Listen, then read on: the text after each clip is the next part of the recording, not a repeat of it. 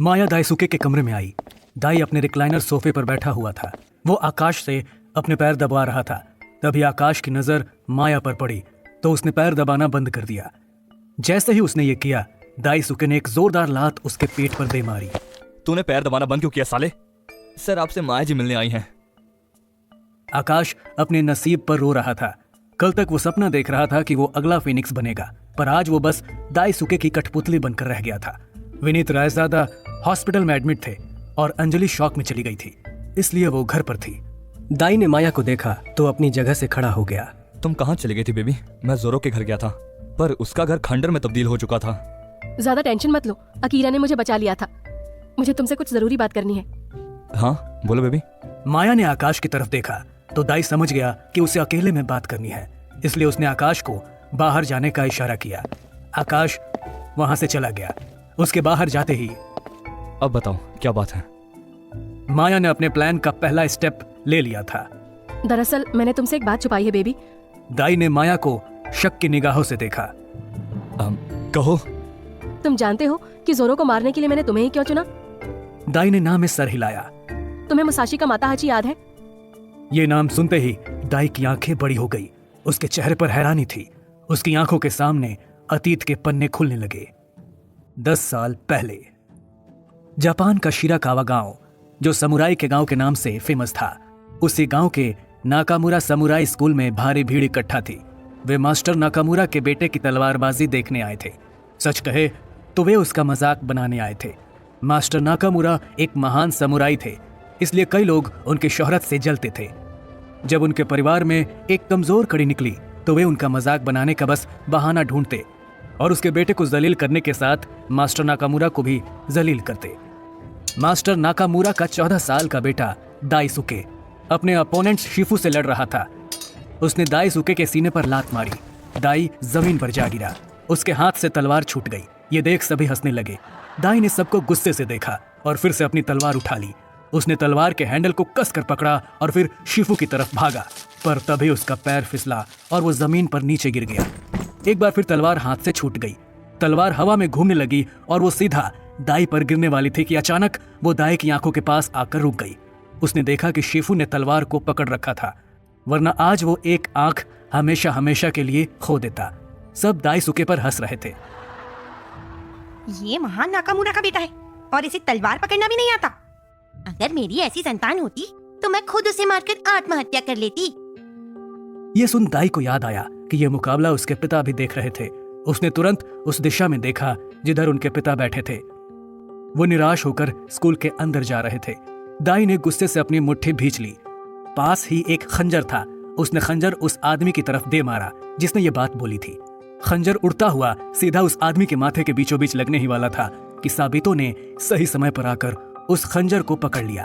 अगर वो एक पल के लिए भी देरी करता तो वो आदमी मौत को प्यारा हो जाता। जो आदमी अभी तक हंस रहा था, उसके तोते उड़ चुके थे। उसने डरकर थूक निकला। साबितो ने उस आदमी के चेहरे को देखा और फिर उसकी पतलून को। डर के मारे उसकी पतलून गीली हो गई थी। ये देख साबितो के चेहरे पर हंसी आ गई। मैं तुम्हारी फरियाद तुम्हारे पिता से करूंगा।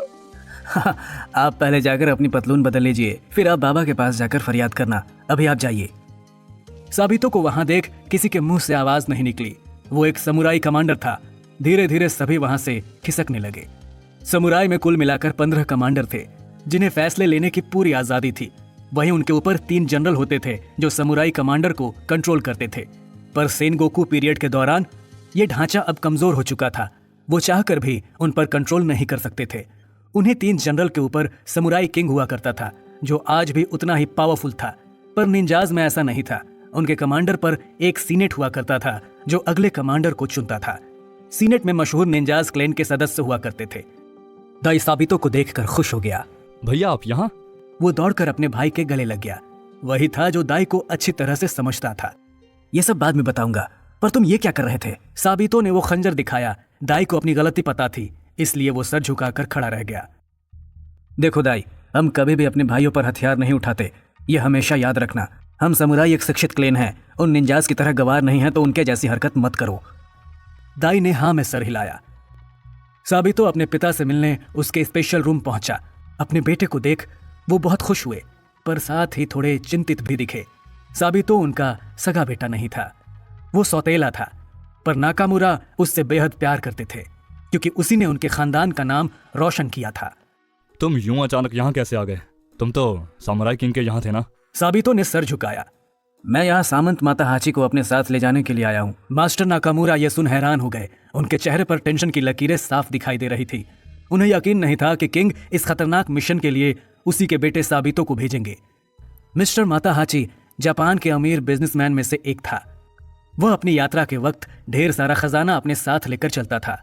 इस बार भी वो अपना खजाना जापान के आने वाले चुनाव के लिए ले जा रहा था। उसकी बेशुमार दौलत अवैध थी, इसलिए कुछ नेताओं ने उसे लाने के लिए समुराई को हायर किया था।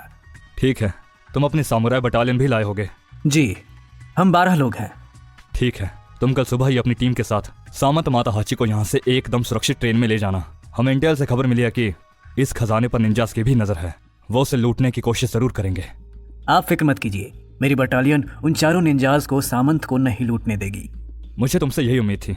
मैं तुमसे एक और रिक्वेस्ट करना चाहूंगा कि तुम इस मिशन में अपने साथ दाइसुके को भी शामिल करो। वो काबिल है, बस उसमें संयम नहीं है। अगर वो तुम्हारे साथ रहेगा तो बहुत कुछ सीख पाएगा। आपको पता है ना बाबा, ये मिशन कितना खतरनाक है, फिर भी आप उसे मेरे साथ भेजना चाहते हैं। हाँ मैं जानता हूँ, पर अगर वो यहाँ रहा तो ये लोग उसे जानवर बना देंगे। मैं नहीं चाहता कि वो रोनिन बने, इसीलिए उसे तुम अपने साथ ले जाओ। साबितो ने हाँ में सर हिलाया। तभी उसकी नजर एक खिड़की पर गई जहां से दाइसुके सारी बातें सुन रहा था। उसके चेहरे पर एक खुशी थी कि वो अब किंग की सेना का सदस्य था। मास्टर नाकामुरा अपने बेटे को छोड़ने रेलवे स्टेशन तक आए। सामंत माता हाची को ट्रेन के दूसरे डब्बे में बिठाया गया और उसके अगल बगल के डिब्बों में समुराइयों को तैनात किया गया। ट्रेन के डिब्बों की लंबाई नॉर्मल से दुगनी थी। बीच वाले में ही 5000 किलो सोना भी रखा गया था, जिसकी सुरक्षा का जिम्मा साबितो नाकामुरा पर था। दाई ने अपने पिता को सर झुकाकर अलविदा कहा और ट्रेन में जाकर बैठ गया। ट्रेन शिराकावा के प्लेटफॉर्म से निकल चुकी थी। मास्टर नाकामुरा उस ट्रेन को जाते देख रहे थे। तभी एक आदमी दौड़ता हुआ उनके पास आया। उसने उनके कान के पास मुंह किया। मास्टर नाकामुरा, आपके कहने के मुताबिक हमने निंजास को खबर कर दी है।